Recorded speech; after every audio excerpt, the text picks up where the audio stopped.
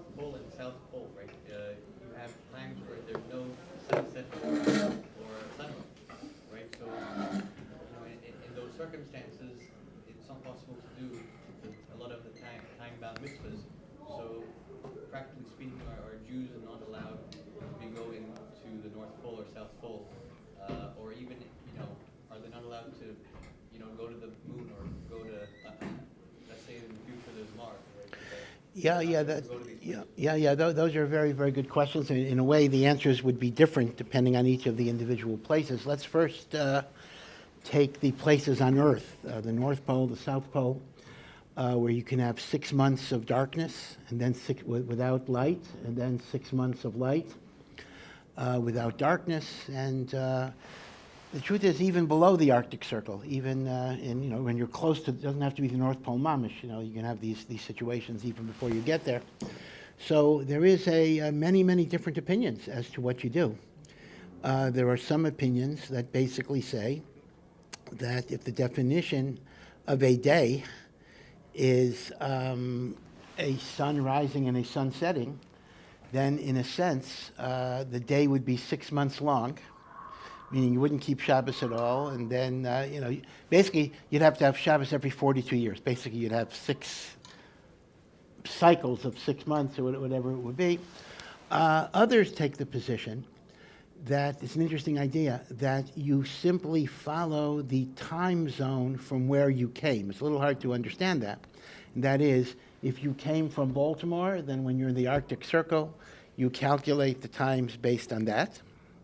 If you come from New York or Israel, you calculate your times based on that, because there are no times in that particular place.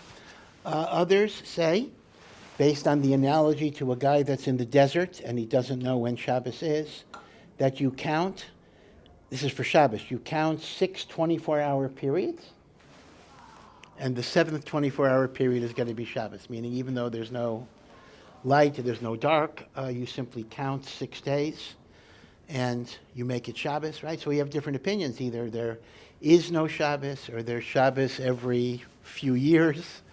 Now, in terms of davening, though, that's still going to be a problem, because even if you can figure out a way to do Shabbos, how are you going to daven Shachris if there's no light? How are you going to daven Ma'ariv if there is no darkness? So here, the thing to keep in mind is that some say that there will be a definition of day and light, even if there is no perceptible day and light.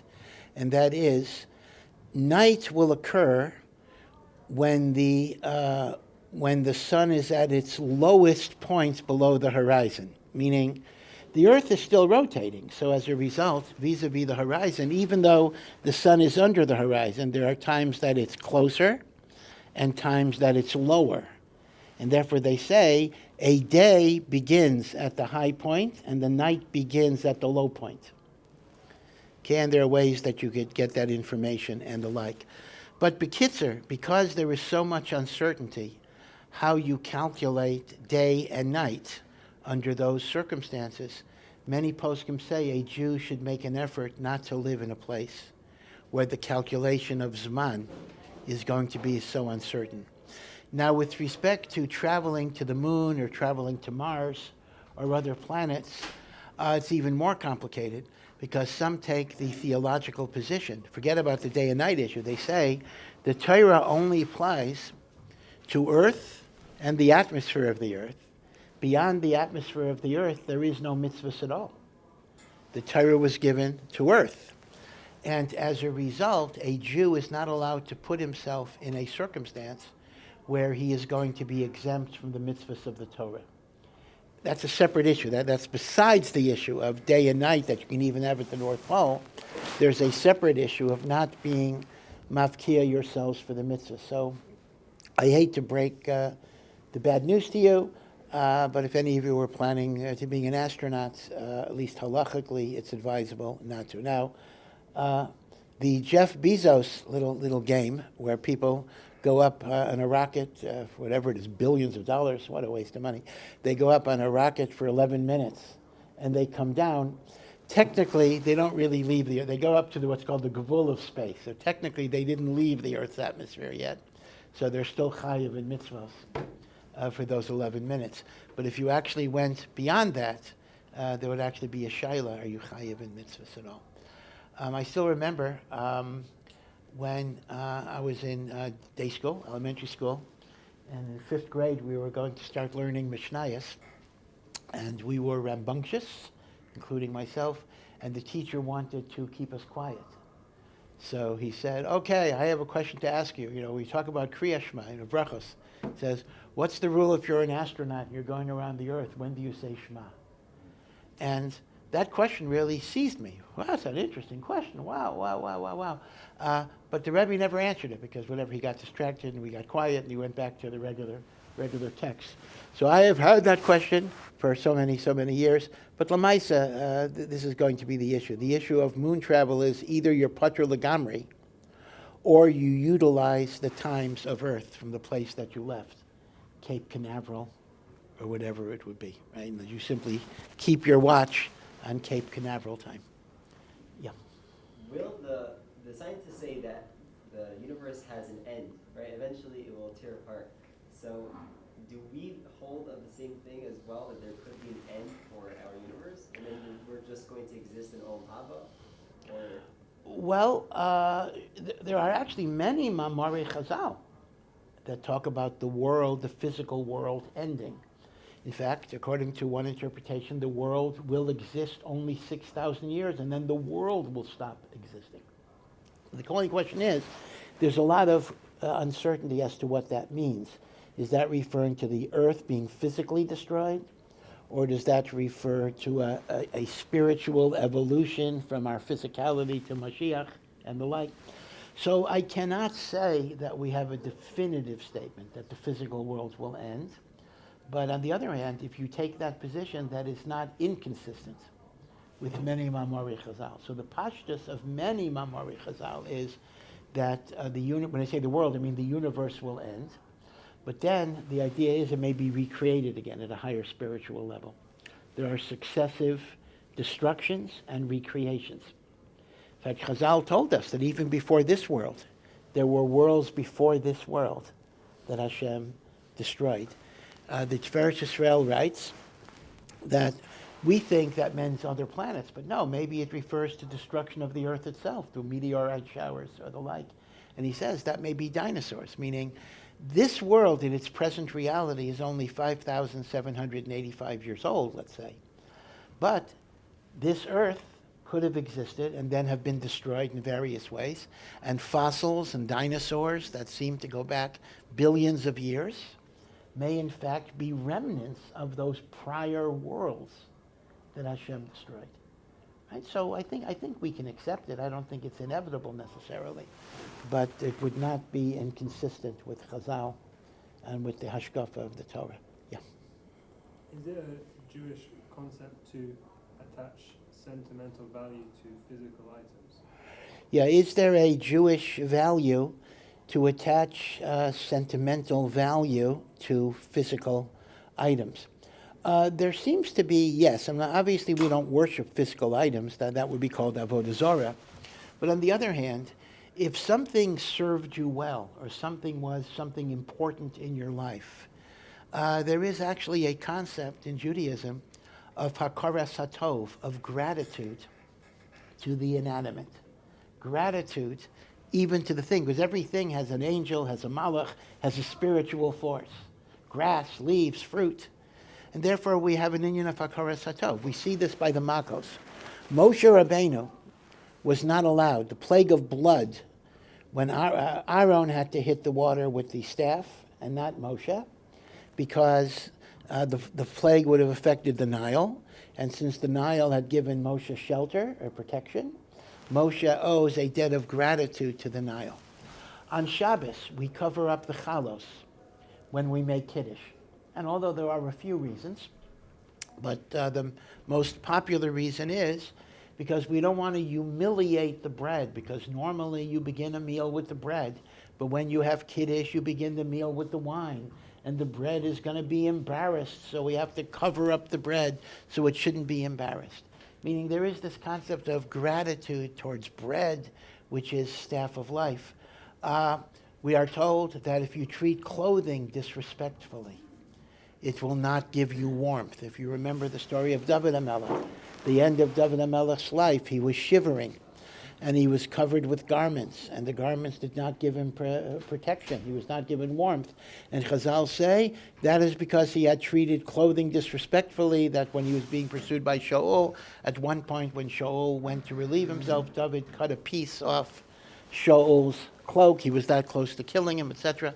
And that's called Mavazes Abagadim. So you see that there is a concept of respecting, treating b'derech kavod, those things that have helped you. I've heard of Gedolim, that if they had to throw away an article of clothing, whatever it is, they would like wrap it up and treat it almost, I mean, lahavdil, it's not the same thing, but on some level like shemus, because this was something that served them well.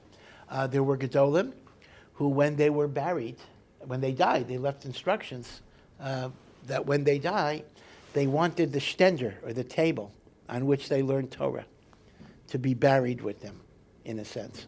And indeed, there were Gedolim, I think the Rogatchover, and maybe even Reb Meir Simcha, the Or Sameach, were buried with their stender, with their table. So there is a concept that we're grateful to the physical resources that Hashem put into our lives. And certainly things that can remind us of our parents, things that can remind us of significant events in our lives, are things that we can have feelings for. So I would say there is a concept like that. You have to be careful, of course, not to worship it, not to turn it into any type of godly type of spirit, but it is coming from the Ribbon Shel Olam, and it's something that I should have a Karas Hatov for. Yeah. So if you're traveling on a plane, and you cross the international date line, but you're going back a day, right, to the previous day, that where you've already davened those tefillahs for that day. But Yeah. now that you're re-entering the day, do you treat it like a new day where you have to daven it again, or do you treat it like it's the same day you already fulfilled your tefillah obligations for that previous day, therefore if you daven it again, that's bracha levatala? Yeah. So I see that today you're both a longitude guy and a latitude guy. When you're talking about the poles, you're going latitude, international date line going longitude. International date line is a real big, difficult question. And the reason, number one, is, before we even get to your question, is there's a whole gigantic machlokes where halacha places the international date line, because that's not necessarily going to be where secular society places it. Now, the concept of a date line is mukhrach, meaning there has to be a place where there's a 24-hour difference between two sides of a line. And the reason is very simple. We know when you go east, time gets later. Right? So you go from California to New York. So when in California it's 8 a.m., New York is 11 a.m. Later. Israel is 7 hours later than the United States. As you go east, you're going later.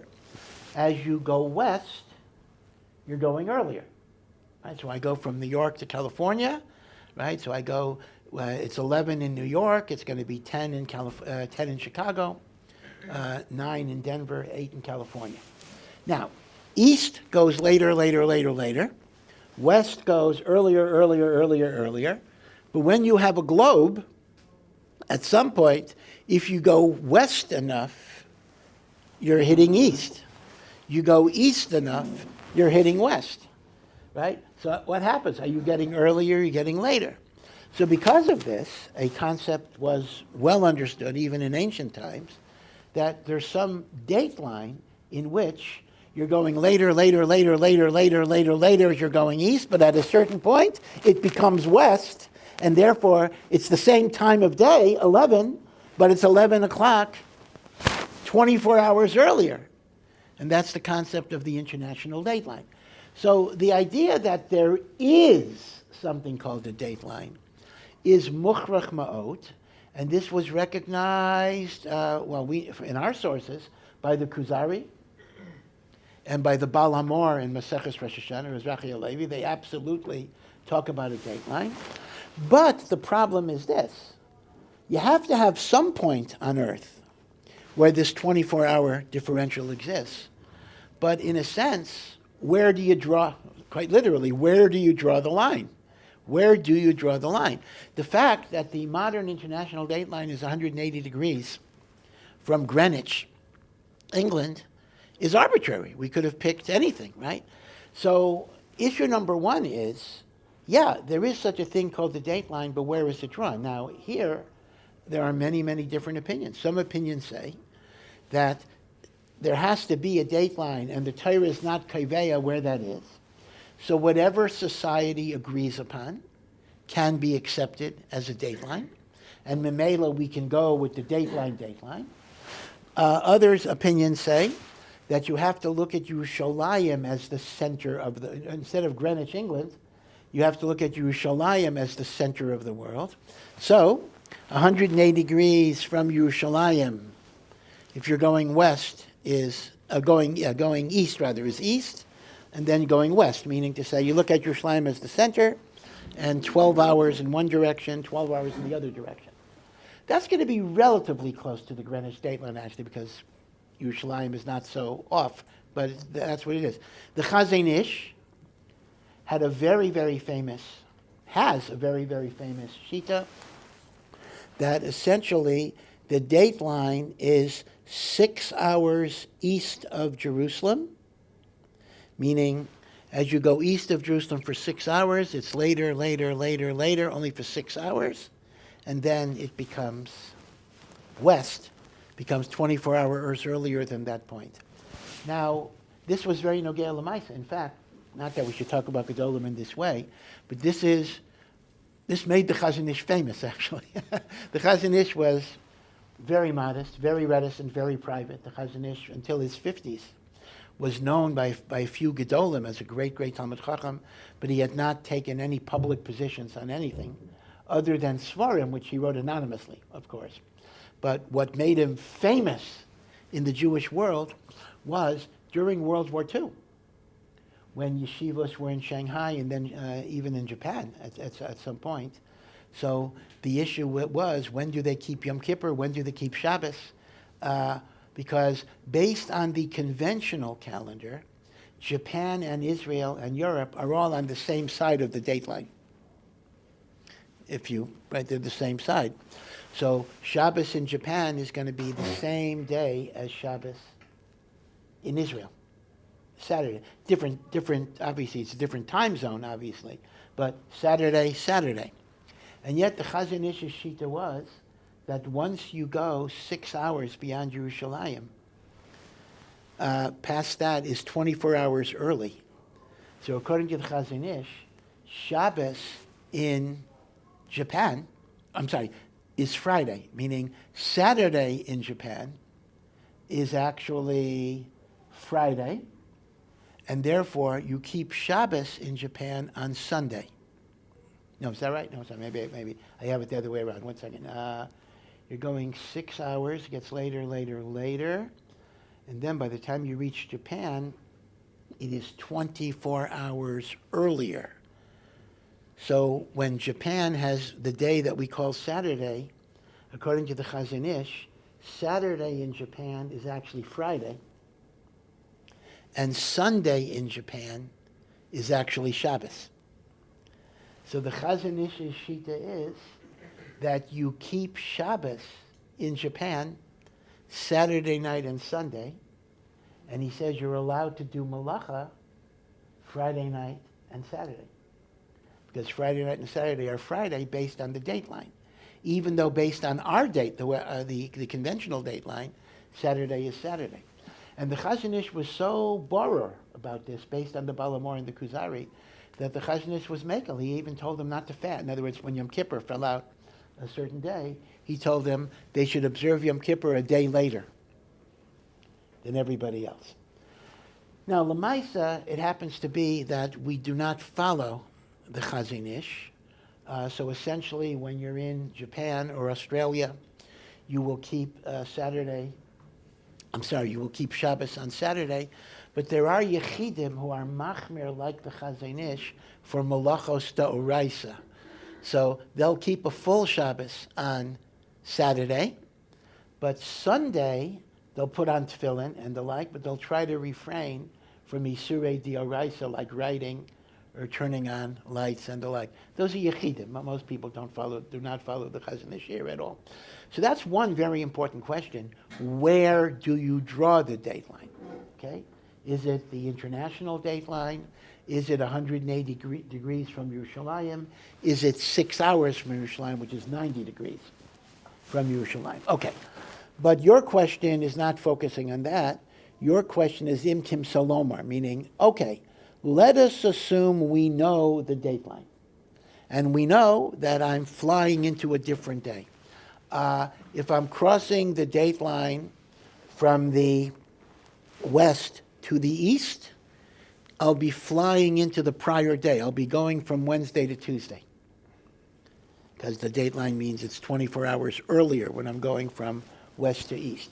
So your question is, I got up in the morning and it was Wednesday, it was Tuesday, and I davened. And now I crossed the dateline and now it becomes Monday. Well, but I davened Monday, I davened yesterday, right? Do I have to daven again because of that day, because it's a new day? Or do I say, I davened that day already? So again, there are literally whole svarim written on these questions, but the basic idea is there is no chiyuv of davening unless there is a new event, like a new sunrise or a new shkia. So if all you did was, in the middle of the day, you flew into something that is now a different day, that is not mechayev you to do anything until there's a new sunrise or a new sunset. So it makes no difference if you're flying into the day before or flying into the day after. You're not mechayev to worry about that. The issue becomes, though, if there was a new sunrise, but you flew into a day that you already davened yesterday, do you have to treat it as a new day? And there the answer would be yes. Crossing the dateline, whatever the dateline is defined as, will wreak havoc legabe counting of the Omer as well. Okay? It's the 15th of the Omer. I crossed the dateline from east to west. It's now become the 16th of the Omer. Well, what do I count? 15, 16. A very, very difficult set of shilas. Lubavitcher Rebbe took the position that your Sviras HaOmer is based on wherever you started, meaning wherever you started, you continue to count based on that count, even if you cross the dateline.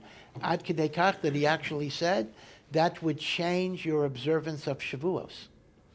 Because Shavuos is defined as the 50th day of your Omer count. And if your Omer count is based on where you started, your Shavuos is going to be based on where you started, even if everybody else is keeping Shavuos that day. Most poskim do not agree with that psak. Most poskim say that Shavuos will be based on whenever it is observed in the place that you are in, based on the dateline calculation.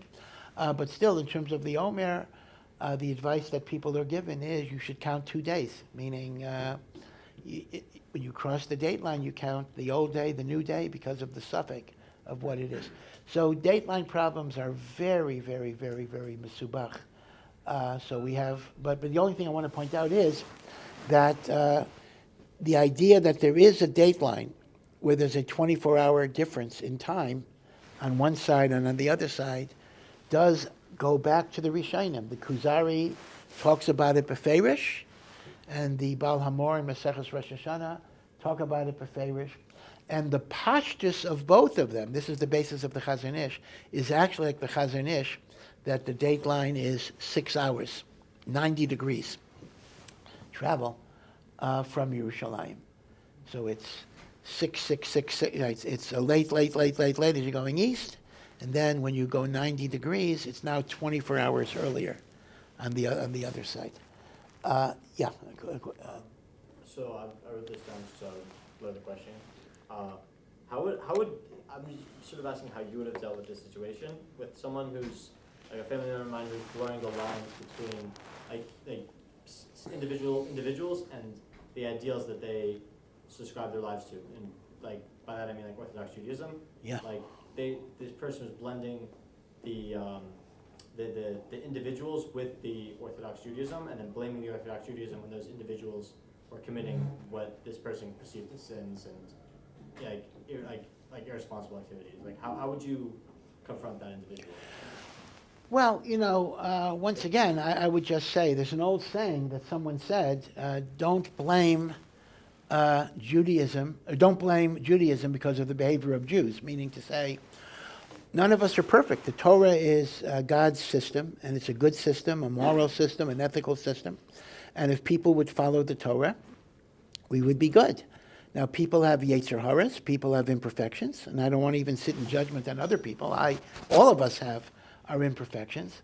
And I would just say it's very, very unfair to condemn the overall system of Judaism because individual Jews might be doing things that are immoral. First of all, very often that's exaggerated, meaning to say you're taking a few examples and you're using it to overgeneralize.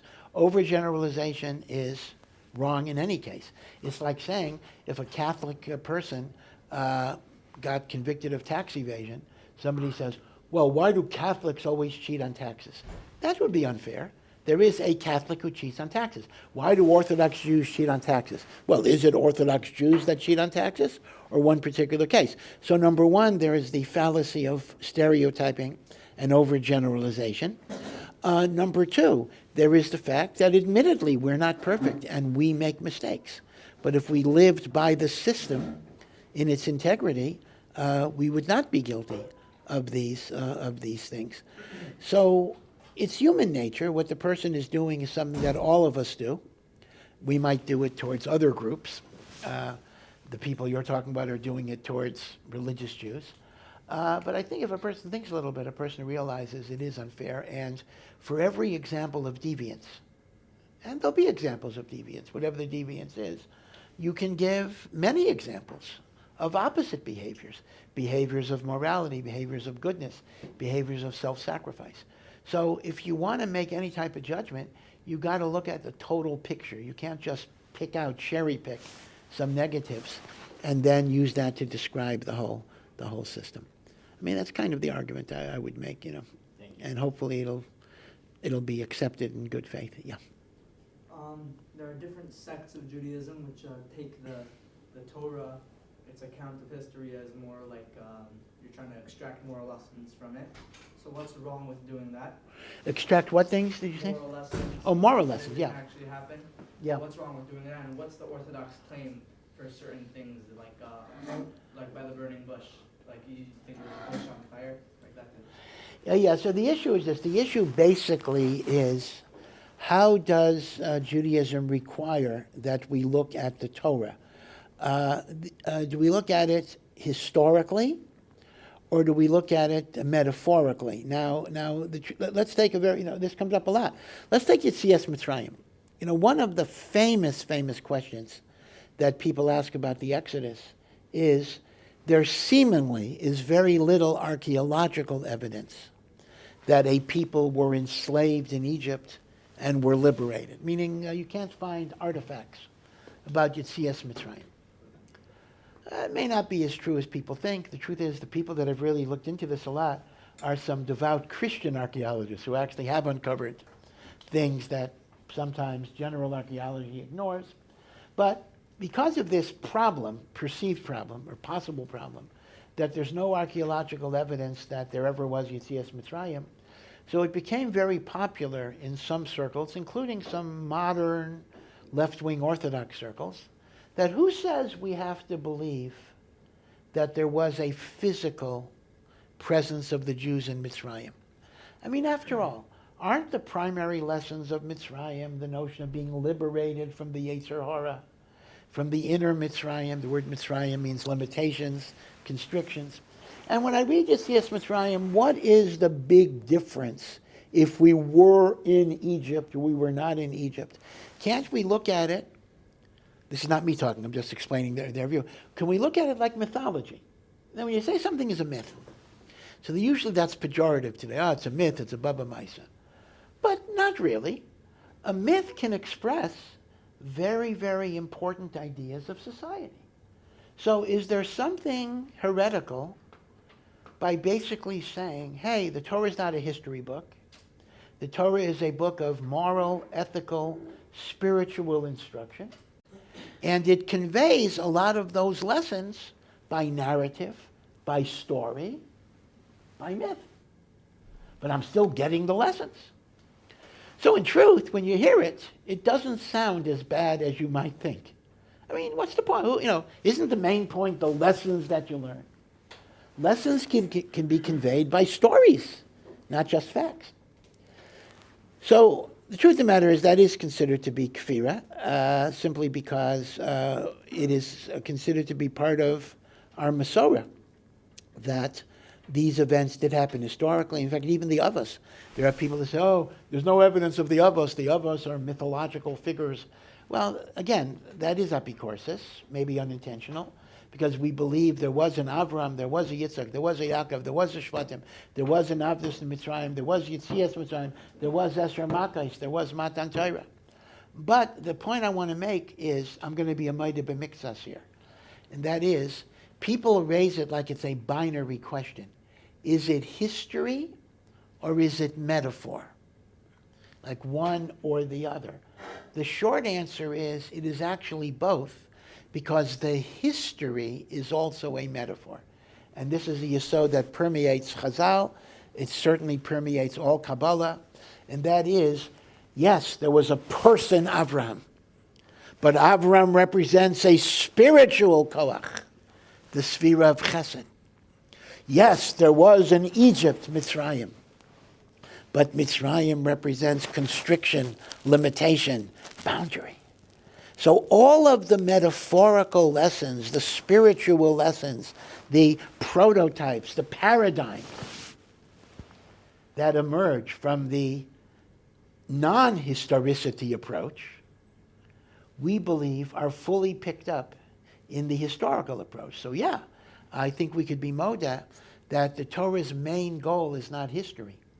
But since HaKadosh Baruch Hu controls history, and history is an expression of Hashem's hashgacha pratis, then in the historical unfolding of events are all of these spiritual ideas that continue to govern.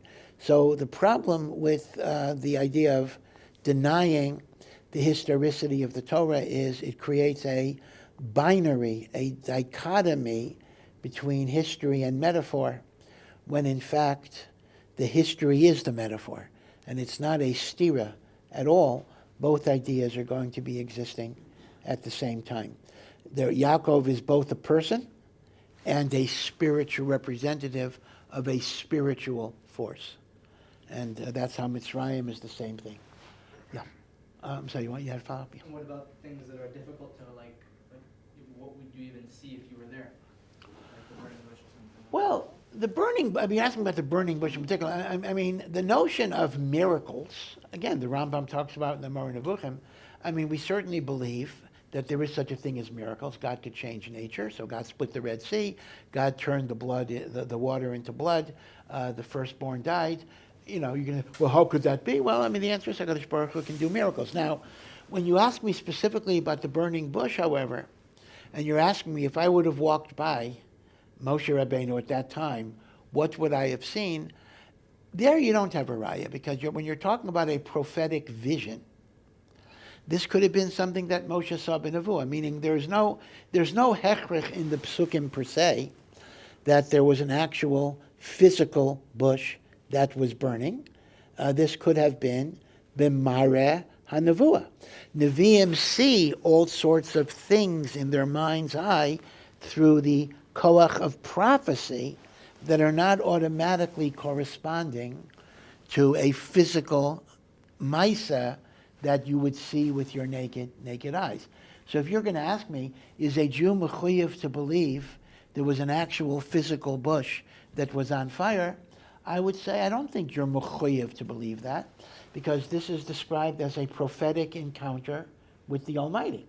Now, I think Kriyas Yamsuf is a little different, because Kriyas Yamsuf is a mass experience to the entire nation, in which it is described that Paro's armies drowned. So that already, I think you wouldn't be able to get away with the idea that, oh, this was just a prophetic vision. Something happened there. But in the case of the burning bush, I don't think it's so schwer to say that it was a prophetic vision. You're not mechuyev to look at it as a miracle. Yeah. What would be the status in Kashrus of something cooked entirely by a robot? So the problem is bishul akum? Yeah, just to be sure everyone is familiar with the halachos here. And that is, this is a din drabanan, it's not a doraisa. A lot of people don't know this halacha. And that is, even if the food is 100% kosher, and the pots and the stoves and the cutlery are 100% kosher, there's a din drabanan that certain foods, if they were cooked by a non-Jewish person, become treif. There are a lot of conditions here. Number one, any food that is edible raw, even if it's cooked, is not nichlal and bishul akum. So, for example, if a guy baked an apple for you, that would not be bishul akum because an apple could be eaten raw. So it's only food that cannot be eaten raw. And there's a second condition, that it has to be the type of food that would be served at a royal banquet. So simple types of food like oatmeal, like grilled cheese, like even macaroni and cheese or something like that, or macaroni or pasta, generally speaking, are not bishul akum because they're not served at formal banquets. Now, how that works is a complicated question, different machloksim about that and the like. But your question is, imtim solomar, that it is a food that had it been cooked by a goy would have a din of bishul akum. What is the halacha if it was cooked by a robot? A robot is not a Jew, but a robot is also not a goy. So if I wanted to be lumdash here, which I don't particularly want to be, you can declare, does something become bishul akum because it was cooked by a goy? Or is it bishul akum because it wasn't cooked by a Jew? Nafkamina, if you have a robot that's not a goy and not a Jew. But I think the pashtus is this. The takana of bishul akum was to prevent chasnus. Chazal wanted to prohibit our eating the food that goyim cook, so there shouldn't be the friendship of a relationship. Since you're not going to marry a robot, and there's no inyan of chasnus by a machine, I think it's going to be okay. So l'maisa, there would be no problem. Yeah. It's found in halacha that scratching one's hair, touching one's shoes, or other certain parts of the body render one unfit to learn Torah or to pray until they wash their hands. I was wondering if putting one's hand or finger in their ear, nose, or mouth also renders one unfit to learn or pray. Yeah. So there are all sorts of halachos that if you touch areas of the body that have a lot of sweat or that are normally covered up by your clothing, even if it's not going to the bathroom, so your hands become tameh, and that actually means you're not allowed to learn Torah or to say brachos or to daven until you clean your hands. Now, I do want to point out, it's an important leniency to keep in mind that although optimally you would wash your hands with water, but for limud HaTorah and brachos, we allow you to just rub your hands on a piece of wood. So if I did something like that, I could, in fact, I would even be encouraged to do that, not to have the bittul Torah of running to a sink. So the way you clean your hands for divrei Torah is very, very lenient. It does not require a full water cleaning. But it will apply if you scratch your scalp, touch your shoes, and the like. So the question would be, what if you pick your nose? What if you put your finger in your ears? So the truth is, you should be mekaneach yadav. You should be machmer and treat it like that. Again, as I say, you don't have to run to the water, to the sink, but one should be conscientious to have yadav nekios. Same with mouth as well. Pick something in their tooth. The mouth, it seems, we're not so machmer because saliva is not the same as earwax or other things, in the nose. So for the mouth, I don't think there's any chumrah for the mouth. Yeah. Does the same din apply by all different kinds of shoes? So with shoes, there's a big machlokas. I mean, the Gemara itself does say touching your shoes renders your hands not clean for divrei Torah. But some say that wouldn't automatically. Some say it doesn't really apply today so much, depending on where you live. It applied when people, lived in very muddy areas where there was a lot of animal excrement and the like. It wouldn't apply to people who remain indoors most of the day. So there is a makom to be makel, and especially if you're dealing with indoor shoes, like slippers or whatever, that bichlal, you don't go outside. So there is a makom to be makel. On the other hand, it is brought down that it's better to be machmer and everything.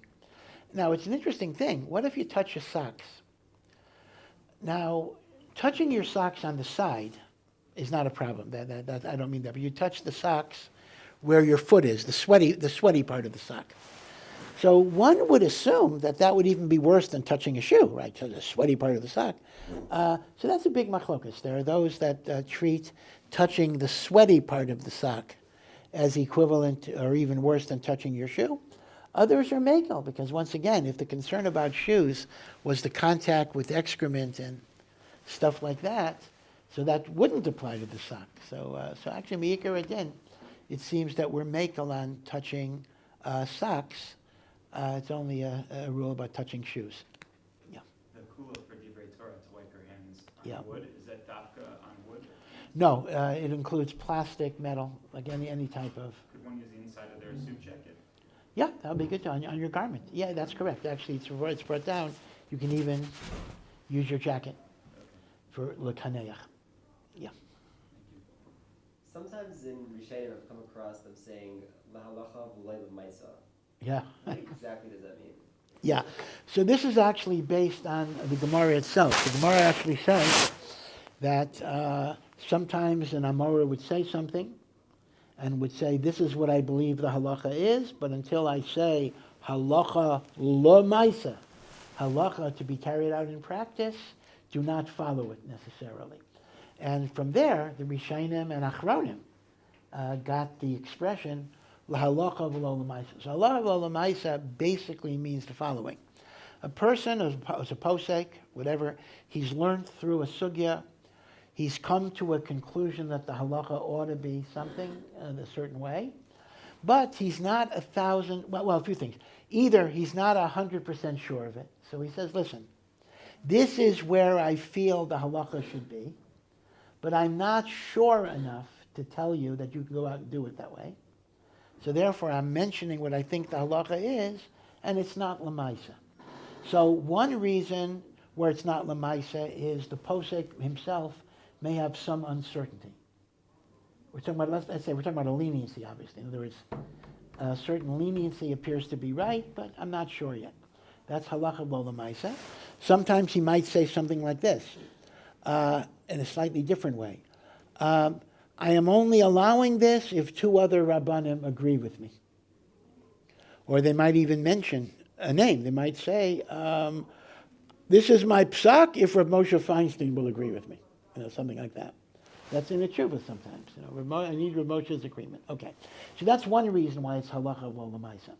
There's another reason why it's halacha lo l'maisa, and that is sometimes even if the posek is 100% sure that something is correct, but he may feel that allowing people to do this may lead to other leniencies in other areas that are no good. So the posek would say, it's mutter to go this far, but I'm not going to tell people to do it because I'm afraid they're going to cross a line. An example would be a little bit, although maybe you can debate if this is a good example, but Rav Moshe had a psak in a number of tshuvas that if a woman has difficulty conceiving naturally, she can be artificially inseminated with the sperm of a man other than her husband, provided that the sperm donor is a goy, not a Jew. Because if it's a Jew, there may be confusion as to brother and sister because sperm donors can impregnate different women over many years. And this elicited tremendous opposition and machlokas, particularly in Satmar. And Rav Moshe was burnt in effigy. Pictures of Rav Moshe were burnt. So Rav Moshe at some point just said, this is my halacha, but I'm telling people they're not allowed to do it. Again, because it causes too much machlokas. So halacha lo l'maisa just means, theoretically, I believe this is the halacha, but I don't allow people to do it. That can come from uncertainty. It can come from machlokas. it can come because it may lead to crossing a line that's not acceptable. And the precedent for that lashon is based on the Gemara itself that emphasized a difference between halacha versus halacha l'maisa. Of course, our problem in yeshiva is when we learn a sugya, we never even get to the halacha stage. In other words, when we learn a sugya, most of the time we don't know what the halacha is. So it's not just, oh, I know the halacha, but it's not l'maisa. We don't know the halacha b'chlal. Okay, that's another issue about how we learn sugyas. Yeah. How do we look at developing midos for one's own ego? Like I have a problem with anger, and I'm seeing that it's making me not productive, so I'm just doing it because I want to be more productive. So on the one hand, I could hear halachta b'dracha, you're doing something that's inherently godly. On the other hand, I think it's the Rambam that says if you don't believe in God, you're not going to get it on Mahava, regardless. So it's like, how do you look? Well, one second here. When you say you want to work on anger in order to be more productive, Yeah, I want to make more money. or make more money, are you positing a person doesn't believe in Hashem, you mean? Yeah. Oh, no, you're asking me a person's an atheist. He doesn't believe in Hashem, but he wants to improve his midos because he thinks he'll have a better life, he'll be happier, he'll be more successful, he'll make more money. Is there a positive, you ask me, is there a positive tayeles in a person trying to become a better person if he does not believe in HaKadosh Baruch Hu? Okay? Yeah. So that's a very good question. That goes back to the old story. Does an atheist get any reward for the mitzvos that he does? Can you get reward for mitzvos if you don't believe in God? Now, as you pointed out, the Rambam says over and over and over again that in order to enter Olam Haba, you have to believe in the 13 Ikrei Emunah, and even though we could debate if that's true for all 13 of them, but the one thing that's absolutely clear is you have to believe in God. If you don't believe in God, you don't get past the first one, right? So according to the Rambam says something that many people might find intuitively schwer, difficult, and that is, you can be the kindest person, the nicest person, the most generous person. You could be the guy that finds the cure for cancer and saves millions of people's lives. But Nebuch, if you have one particular problem, that you don't believe in God, the Rambam seems to say you don't have the admission ticket for Olam Hazeh. Now some find that difficult because Lamaisa, the guy did a lot of good. Does Hashem simply disregard all the good that the person does? So some say, well, the Rambam will say he'll get his reward in this world. He'll become famous. He'll become rich. He'll become prosperous. So God's going to reward him. God's going to reward the atheist for his good things, but it's not going to be in Olam Haba. It'll be in Olam Hazeh. You'll ask me, Akasha, but if we say that 1 second of Olam Haba is greater than anything in Olam Hazeh, it's not fair. He's not getting paid at the reason. It's like discrimination in payment. Like, you're giving him what's stuff. But the answer is, that's not so difficult, I think. Because if he doesn't believe in God, he doesn't believe in Olam Haba. If he doesn't believe in Olam Haba, there's no particular reason why he would claim to it. But the question that does arise is that it's not true. There are righteous people in the world. Well, maybe I shouldn't call them righteous, but there are people who do a lot of good things in the world who don't get rich. They don't get famous. They suffer, and they happen to be atheists. So they're not getting rewarded in this world. They're not getting rewarded in Olam Haba. And as they say in Israel, zelo fair, right? That's not fair at that point. So because of this, there are Rishonim, the Yad Ramah, who is Tiferes Yisrael, who's Nachman, who is cholik on the Rambam. In fact, Tiferes Yisrael mentions Edward Jenner. Jenner was probably a Christian, not an atheist, but who who invented the smallpox vaccine that saved so many lives. And he said it's not conceivable to him that God is not going to give them a reward. So as a result, they took the position, they would differentiate between a pure Ben Adam Lamakam versus Ben Adam L'Chaveiro. If an atheist happens to put on tefillin at his nephew's bar mitzvah, he's not going to get rewarded for tefillin, because tefillin is only because you're serving God. But if a person did something intrinsically good in the world, he says, for that he's going to get reward, even in Olam Haba, in one way or the other. This is not like the Rambam. So this is still not a complete answer to your question. So the question becomes, okay, so if I cure cancer, or I invent a smallpox vaccine, or I give charity, or I'm nice to people, so according to the Tiferes Yisrael, Hashem is going to give me some reward for that because I did goodness in the world. What about Tikkun Hamidos? So it would kind of depend. If the Tikkun Hamidos turned into a Bein Adam Lechavero, it might fall into that. But if it's simply a private Tikkun Hamidos to be Misdama V'halachta B'drachav, then it becomes a Bein Adam Lamalkam and it wouldn't count. So it depends socially how it plays out. But it's a very, very interesting question. And you're right. The Rambam has a very tough position. The Rambam position is frankly very, very tough because the Rambam basically says, we don't care about the good that you've done if you do not have the theologically correct belief. That's a pretty tough standard. And as I say, some Rishonim do not go with that. Yeah. So we'd say that Hashem doesn't want you to get your midas better. He wants you to get your midas better because he told you to. Right? Yeah, that would be it. So Yeah. a person that believes in God, if he wanted to do his character development, not as a means to serving Hashem, that would also be. Oh yeah. At worst, we would call that a mitzvah shalol lishma. It would be a mitzvah? To perfect your midas. Yeah. V'halachta b'drachav, yeah. Perfecting your midos is a kiyum of imitating Hashem, walking in His ways.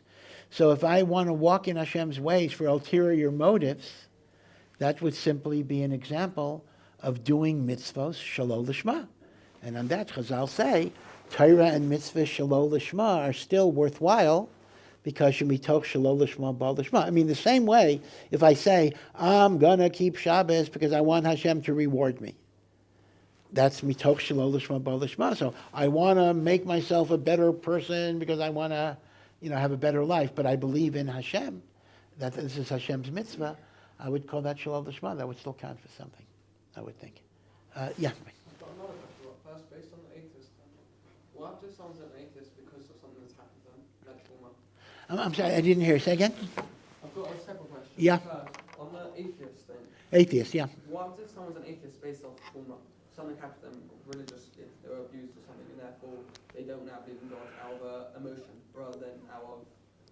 Yeah. So again, these are very, very good questions. A person is an atheist not because of rebellion, but because of severe emotional trauma, or even, to give a different case, he was just raised in a certain environment of atheism.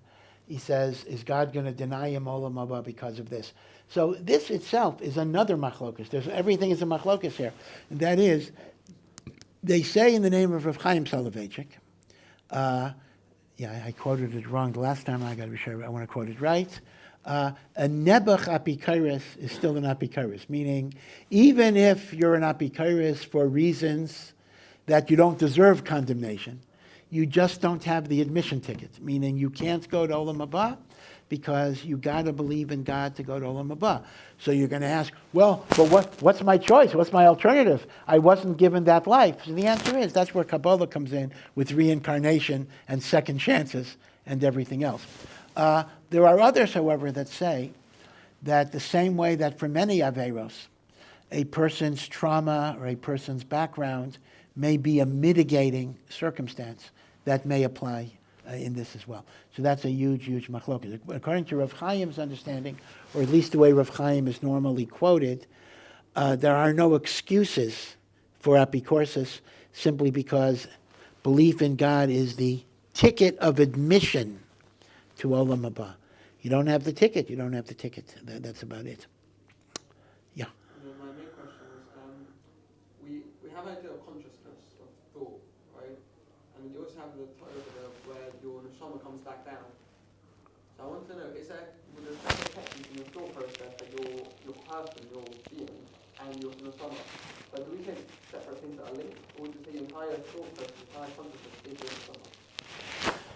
Well, again, it's a hard question to answer because in Kabbalah, at least, which has become kind of the mainstream understanding, we don't realize we're all Kabbalists today.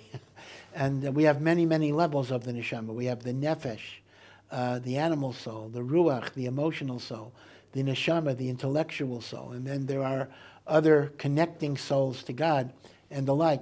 So different layers of thoughts may be emanating from different aspects of your spiritual composition. So, in fact, one actually says the neshama itself, my thoughts are not my neshama. My thoughts are considered to be garments of my neshama. My neshama is a spiritual essence that somehow transmits different things that then get concretized into thought, into speech, into action. But it's not necessarily totality. It's simply like an outer garment of an inner reality that's much more profound and much deeper than is articulated even in the world of thought. And thought is the most ethereal, but even that most ethereal expression is already a concretization, a materialization, a reification, is another fancy word, of some essence of the neshama. Yeah. Should one be able to identify what mitzvah he's doing at each moment? Well, should one be able to identify what mitzvah they are doing at each moment? That's a good question. I believe that ideally the answer would be yes. And if we looked at the greatest of tzaddikim, they were doing a mitzvah every single moment. Now you might say, well, of course, most of the time they were learning or davening. Most of the time they were doing mitzvahs. But a tzaddik can actually understand that even when they are eating, they are doing a mitzvah of taking care of their body in order to have health to serve God. Even when they're sleeping, so they're not necessarily conscious. So the conscious issue might be an issue there, but they're sleeping once again to preserve their health, to be able to serve HaKadosh Baruch Hu. Meaning every single machshava that they have is taking every single activity that they're doing, taking a walk, jogging, playing basketball, whatever it would be, that they're doing it for avodas Hashem. So when you say mitzvah, I don't necessarily know if that's going to be one of the 613 mitzvahs. But if you mean by mitzvah avodas Hashem, the answer is 100%. The Rambam in the Mishnah Torah writes that a person needs to have the attitude of avodas Hashem in their eating, their drinking, their walking, their exercising. They're enjoying any pleasure, that they're doing it to be more relaxed, more menuchas hanefesh, and they're doing it to serve Hashem, and that becomes avodas Hashem. And that is the meaning of the Mishnah in Pirkei Avos. Pirkei Avos, kol ma'asecha yiyu l'shem shamayim. All of your actions are done for the sake of Hashem. And this is based on a pasuk in Mishlei.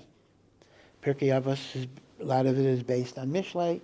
B'chol d'rachecha do'eyu, know Hashem in all of your ways.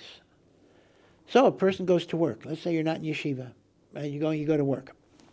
So you go to work, so you have kavanah. I'm going to work to be able to earn money, number one, to take care of my family, which is a mitzvah of fulfilling the obligations of a kesuvah. And I go to work to be able to give tzedakah. And I go to work to be able to be mechazik Torah. And I go to work to be able to be mekadesh shem shamayim by the honesty and the integrity that I show in my job. So at that point, all the hours that you're working can become actually mitzvah obligations, mitzvahs as well. It's a very good attitude, and one should. Now, I'll give you an analogy. You know, there is a halacha in Shulchan Aruch that every time you say the Shem of Hashem in davening, there are specific kavanas you have to have. When you say the Shem Adnus, which is the Shem Havaya, you have to think Hoya, Hove, V'yiyah. Right? God was, is, always is, right? Will always be. That's when you say the Shem Adnus. And when you say Elokim, Adon HaKol, the master, Bal HaKochos, the master of all powers. And ideally, you have that conscious kavanah all the time. That's why a lot of Siddurim have it, right? You see Siddurim that have that meditation, which eats Shem of Hashem. But the Eshel Avram, one of the great Paiskim, who's a Meshuddek Tzaddik as well, actually writes, not everybody agrees, that you make it Tanai in the morning. You should make it Tanai in the morning. Every time I say the Shem Adnos, this is what I mean. And every time I say the Shem Elokim, this is what I mean.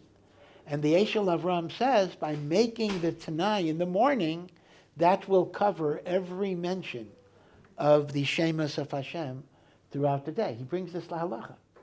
So I would suggest a similar idea could be applied in working or non-ruchnius activities. You make it Tanai. You say, every moment I'm at work, I'm doing it to serve Hashem, Kiddush Hashem, Staka, and the like. So even if you're consciously not thinking about it, it could be the Tanai is going to help you for your avodah. So based on the Eshel Avram, that might be something one can think about. Every morning before you go to work, you say, I'm hinei muchan u'mezuman, right? I'm doing this to serve Hashem in various ways. Sometimes people say, sometimes it seems a little pretentious a little bit, but I'm sure you've seen it. Maybe you do it yourself. On Shabbos, right? So they pick up like a filter fish, or they pick up cholent, and they say, L'chavod Shabbos Kodesh, and they eat. Now, okay, I'm not saying there aren't many people that genuinely have that kavanah. Of course, there are people that have that kavanah. But sometimes, L'chavod Shabbos Kodesh, or you like your cholent. What is it? Right. You're just saying something from. But still, there is some value to that. Because what you're saying is, even though that's not my madrega, but I would like it to be my madrega. I would like to be in a place where I could mean it sincerely. And that itself is sincere, meaning I sincerely wish I wouldn't be insincere. And that counts for something, because that's basically saying, this is where I'd like to go, even though I'm maida. I'm not quite there yet. Wanting to want is good, even if you don't yet want. Even in learning, a person might not want to learn, but he wants to learn, right? So that's a madrega too. In fact, I remember Rav Gottlieb mentioned b'shem the Arizal that whatever this means, I don't even know what it means exactly, but this goes as much as 13 levels. I want to want. Ad kedei kach. That's already considered a little bit of a ratzon to serve Hashem. Yeah. Rambam also says that in order to obtain Avas Hashem, you look at the maasim of the Kadosh Baruch Hu. Does that mean you learn science? 100% it means you learn science. Now, I'm not saying that we paskin like the Rambam necessarily, but if the Rambam would be sitting in front of us, although that would be pretty scary and pretty awesome, and you would ask the Rambam that question. I mean, maybe I don't have the right to say what the Rambam would say, but I personally have no doubt that exactly what he says in the Mishnah Torah is by contemplating the complexity of Hashem's creation. You see the wisdom of God. You see the immense power of Hashem. And that brings you to awe and to reverence and to love. So indeed, the Rambam considered scientific study of the structure of the universe, we would call that biology, chemistry, and physics, to be a stepping stone towards love of God. Now, it's not the only thing. Torah is even more so, etc. But certainly the Rambam would endorse science. Now, this is why there's an interesting machlokas now. I mean, this has been going on for many, many years, and there hasn't been a solid hachra. Now, here in Eretz Yisrael, in the Haredi world, secular studies just don't become part of yeshiva education beyond 6th grade, so it's not nogea. But in America, where because of the laws or whatever it is, there has to be high school education. So the question is, you're a Rosh Yeshiva, and you have a yeshiva high school. So the question is, what are your goals for your secular education. In other words, how do you run the Lamudei Chol department? So there are two shittas. Some say, do as little as you can to get away with it. Meaning really, it's garnished, it's worthless, it's stupid, but we have to have it, so we'll do what we do because we have to do it. But Rav Shmuel Kamenetsky took a very different approach. Shmuel Kamenetsky took an approach that you have to make it a very excellent program, because if you truly study something, you'll appreciate HaKadosh Baruch Hu through it. And therefore, there is something to do it well. Do it well. This is actually very consistent with my conversation with Rav Yaakov Kamenetsky, Rav Shmuel's father, that I've mentioned many, many times, so you're probably sick of hearing it, where when I had a long conversation with Rav Yaakov, Zichrono Livracha, about going to law school, and he didn't give me an answer. We spoke a long time, but he told me, you have to decide what it is you're going to do, but whatever you do, you have to use it in Avodas Hashem. And Rav Shmuel is saying the same thing about secular high school education, that use it as a mechanism. And that's why some have a proposal that we ought to look for from, this is interesting, machlokes, let's look for B'nai Torah to be secular teachers. So when they teach biology and they teach chemistry, they teach physics, they can bring in the ruchnius behind it. So this is a fascinating personnel machlokas. Yesh Omrim, you don't want to hire B'nai Torah to be your secular teachers, because that's going to make secular teachers role models for your Talmidim, and it may prevent them from staying in Kollel. They'll say, oh, I could be a math teacher. So Yesh Omrim, get Goyim and get people who are not from. Yesh Omrim Lahepech, you want to use your secular studies as a further way of connecting to Hashem. So you should have spiritual people teaching the math and the science, because they could bring in the ruchnius ideas that are there. So again, I'm not paskening halacha v'lo l'maisa. I'm not paskening on this shaila, but that's why you'll actually see a machlokas. Some yeshivas are against hiring from teachers, and some yeshivas bedafka make a point that they want to hire from teachers based on the hashkafa of the Rambam. By the way, one example, Rav Pam, who was one of the Gedolei Hador, and Rav Pam was the Rosh Yeshiva of Torah V'das. Rav Pam's first job in Torah V'das was he taught ninth grade math. He was a math teacher for a few years. I mean, he was in Kollel, and he was a math teacher. So apparently Torah V'das went with the view that you hire B'nai Torah to be teachers. Yeah. How does the Rav recommend best taking advantage of the Omer period to work on oneself and to prepare for Kabbolos HaTorah? Yeah, so we're in the Omer period. The Omer period, obviously, is a hachana, a preparation for Matan Torah. That's why the Torah says we count the days from the holiday of freedom, Pesach, to the holiday of Torah. So the question is, how do you prepare yourself? So there are really two different ways that you prepare yourself. One way is that you try to make the Torah more precious in your eyes, to think about, as it were, loving the Torah. Obviously that means to learn with hislavos, learn with enthusiasm, learn with geschmack. Every morning when you ask Hashem in Birchas HaTorah, V'harev na Hashem Elokeinu, make the Torah sweet. Think about that. We're asking Hashem, not just I want to learn Torah. I want it to be sweet. I want it to be delicious. I want it to be wonderful. I want it to be exciting. And try to work on that midah in some way. But the other lesson of Sfira is a Bein Adam L'Chavero lesson. Remember that this was the period of time when the 24,000 students of Rabbi Akiva died because they did not show proper honor for each other. So our avodah is to show kavod to each other. So you can't just work on your learning and ignore the Bein Adam L'Chavero aspect. You have to work on Bein Adam L'Chavero very, very, very much. Because there cannot be a Kabbolos HaTorah if the Jewish people are in a state of disunity and machlokas.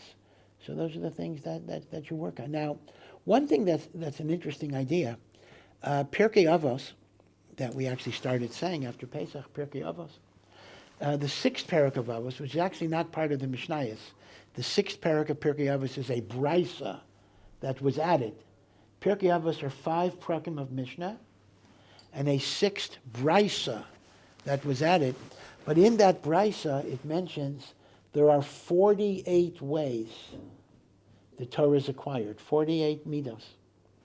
So some have suggested, this might be a very practical lesson, that every day of the Omer, you work on that particular, go in the order of the 48 ways, and on Erev Shavuos, which is day 49, you do a quick chazorah. So that actually gives you a very tangible goal. You look at the 48 ways, and you can get svarim in English and Hebrew on the 48 ways. Weinberg is a very, Zichrono Livracha, has a famous lecture series on the 48 ways, but you can get books that are shorter, that are a little bit easier to absorb. So that might be something practical to look at. Okay, one more, yeah. Why is it that people talk about the Magen Avraham and Gra Zman by Krias Shema, but it's not so commonly discussed by Sof Zman Tefillah? Yeah. So just a little background.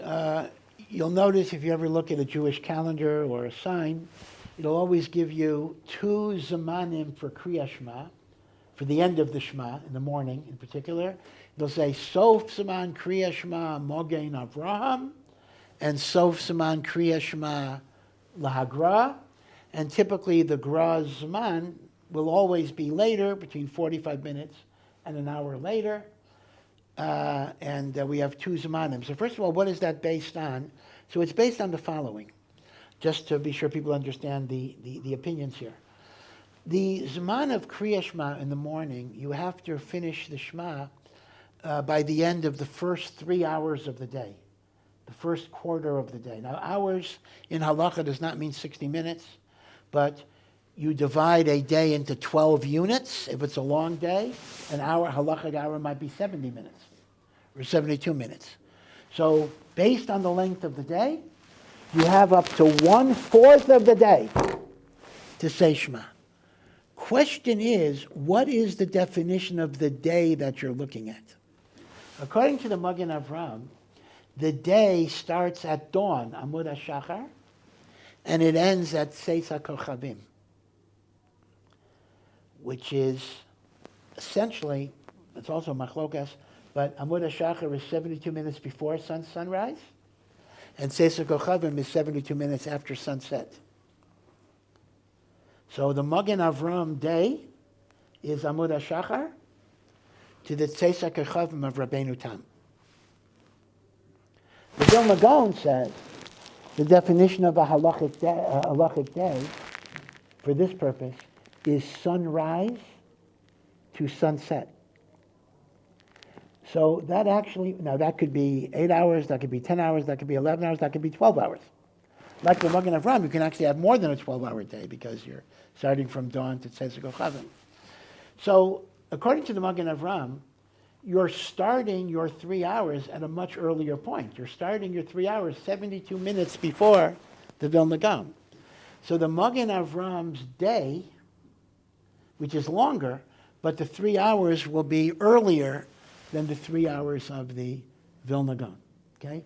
That's why the Gra, it will always be a later Zman Krias Shema, because the Gra's day is sunrise to sunset. Okay. Now, you're 100% correct that the same way you have a machlokas for Magen Avraham and Gra, Legabe Zman Krias Shema, which is 3 hours of the day, you have the identical machlokas, Legabe Sof Zman Tefillah, which l'chatchila is supposed to be 4 hours of the day. It'll be the identical machlokas, although everything will be a little later because of the extra hour. So the question is, why do we tend to over-publicize or publicize the Gra Magen Avraham machlokas when it comes to Krias Shema and less so for Tefillah. That's number one. I'm not sure if you're 100% right. I have to look at the calendars. A lot of signs will have for Tefillah as well. But if there is a difference, I would suggest it's because Krias Shema is Doraisa. So because Krias Shema is Doraisa, there is a stronger reason to encourage compliance with the Magen Avraham. Therefore, we want to emphasize Magen Avraham. With Krias Shema, maybe Tefillah is midrabanan, so there's less of a push to emphasize it. But I've seen it for Tefillah as well. Okay, have a good night and see you. Kol tov. Thank you for listening to this Omer production. To find out more and to partner in our mission, please visit ohr.edu.